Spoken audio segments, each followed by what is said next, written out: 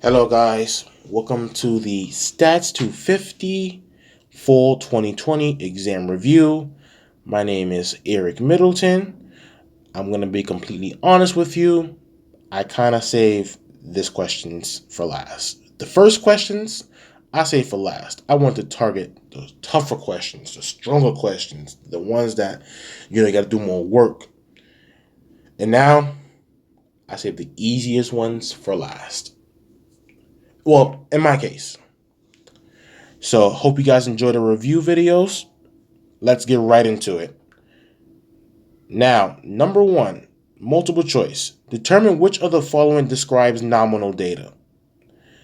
And it says, one, my favorite days of the week are Friday, Saturday, and Tuesday.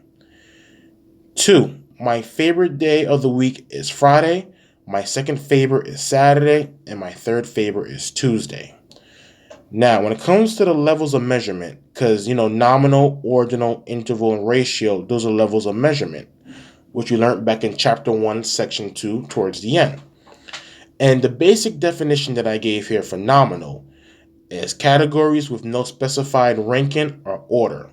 Categories, characteristics, attributes.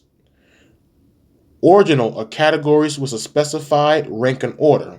Categories, characteristics, attributes with a specified rank and order. Interval is numerical data with no true zero, which means the value of zero, such as 0 degrees, does not mean the absence of that variable. If it's 0 degrees, we're not saying, oh no, there's no temperature outside. It doesn't work like that. There's still a temperature. It's freezing. If it's 0 o'clock and it's military time, does time does not exist no more? No, time still exists. Dates is an example of also interval, And when it comes to ratio, it's numerical data with a true zero, like a bank account. If you have $0 in your account, guess what, buddy? You have no money. Maybe cash, maybe coins. Hell, maybe even a savings account or a credit card. Not a credit card. So, to answer the question, which one describes nominal data? That is going to be D. One only. Because these are attributes. These are categories. These are days of a week. The favorite days are Friday, Saturday, and Tuesday. Those are categories with no rank nor order. It will not be the second option because, yes, there are categories, characteristics, but there's a rank and order. Favorite day is Friday. The second is a Saturday, and the third is Tuesday. That is ordinal. All right, guys, let's move on to question number 2. But before we move on to number 2, I created a diagram. I came prepared for these questions. Types of data. Once again, Chapter 1, Section 2. Let's zoom out, take a screenshot, ignore my handwriting. There are 2 types of data. There's qualitative data and there's quantitative data. Qualitative data is distinct categories according to some characteristic or attribute, where quantitative data is data that can be counted or measured. Quantitative data is broken into 2 branches, which is a discrete variable and a continuous variable. Discrete quantitative variables are variables that can assume values that can be counted, such as the number of touchdowns a football player scores, the amount of money you brought home last week, stuff like that. How many times you promised to not procrastinate.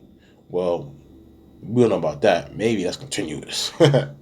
Anyways, continuous data, continuous quantitative variables in this case, can assume an infinite amount of numbers, infinite number of values between 2 specified values obtained by measuring. So, an example of a continuous is height, weight, length of time you're supposed to do something. You measure those things. So when it comes to questions 2 and 3, those will go based on the types of measurements. Number 2 says, determine which of the following describes quantitative data, which could be counted or measured. 1 says, the name of a chemical sample. No, that's a name. You can't count or measure a name. 2, the mass of a chemical sample. Mass means weight of chemicals. I definitely agree. That will be an example of quantitative data. 3, the color of a chemical sample. No, once again, you cannot count or measure that. That is a qualitative. So the answer is going to be A. 2 only. Mass is weight. Weight can be measured. That is quantitative. Number 3. It says, which of the following are continuous? Once again, continuous data can assume an infinite amount of values between two specified values, and it's obtained by measuring. A, the number of representatives for each species in the park? No, that is not it. You cannot measure the number of species in a park. B, the ranking of trees from most numerous to least numerous. Once again, that is involving counting. That is a discrete variable. In this case, I think that's even a ordinal level of measurement, which will fall under a qualitative. So I'm disregarding that. Now, C, the average height of a sample of trees. When it comes to height is a measurement. And when we look at measurements, that is continuous quantitative data.